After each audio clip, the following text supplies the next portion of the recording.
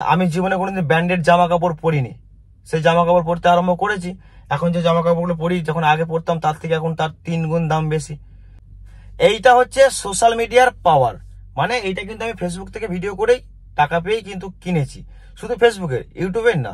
এবার আমি তোমাদেরকে বলে দিই, যারা এখন ভিডিও বানাচ্ছ, খুব লাফাচ্ছ, মানে মিট আপ করতে যাচ্ছ, এখানে সেখানে ঘুরে বেড়াচ্ছ, গানের ভিডিও বানাচ্ছ, এরপর আমি আমার ব্যক্তিগত সাজেশন যে তোমাদের দিতে চাই, এটুকু বলবো যে গানের ভিডিও বানানো বন্ধ করো। কারণ গানের ভিডিও ইনস্টাগ্রামে এখন টাকা পাওয়ার কোনো অপশন নেই, আর ইউটিউবেও ডাইরেক্ট রিলস বানালে হয়তো দিচ্ছে, কিন্তু সেটাও কিছুদিন পর বন্ধ করে দেবে। এআই এআই দিয়ে ভিডিও বানানো টাকা পাবে না। তুমি রিয়াকশনের ভিডিও বানানো টাকা হয়তো আর কিছুদিন পর থেকে টাকা পাওয়া বন্ধ হয়ে যাবে। মানে তোমাকে পাবে কোথা থেকে? অরিজিনাল, তোমার নিজস্ব। মানে দেখবে যারা এখন 3-4 মিনিটের ভিডিও, কমেডি ভিডিও বানাচ্ছে, যারা বড় বড় ভিডিও বানাচ্ছে, যারা খাটছে, সেই জন্য টাকাটা পাচ্ছে। তোমার খাটনি কোথায়? তুমি লোকের ভিডিওতে অডিও করে ভিডিও বানিয়ে দিচ্ছ, লোকের গানের ভিডিওতে তুমি ভিডিও বানিয়ে পোস্ট করে দিচ্ছ, ওটা কোনো খাটনি না। এই যে আমি যে ভয়েসটা এখন দিচ্ছি, এটা কিন্তু একটা খাটনি। আমাকে বানাতে হচ্ছে, ভাবতে হচ্ছে কিরকম ধরনের ভিডিও বানাবো। আমি যে রিলসগুলো বানাই সেগুলো ভাবি। তো এই খাটনির তুমি একটা দাম পাবে, ওই রকম বেকারত্বের কোনো দাম তুমি পাবে না। তাই আমি সাজেশন করবো যে অরিজিনাল দিক থেকে নেমে এসো, কারণ এটা তোমাদের দিক থেকে ভালো যদি তুমি ভিডিও বানাবো বলো। কারণ এই গাড়িটা কিন্তু আমার ভিডিও বানিয়েই কিনা, কিন্তু গাড়িটা তো আর কম দাম নাই, অনেক টাকায় দাম।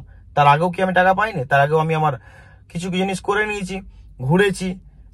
আমি জীবনে কোনোদিন ব্র্যান্ডেড জামা কাপড় পরিনি, সেই জামা কাপড় পরতে আরম্ভ করেছি।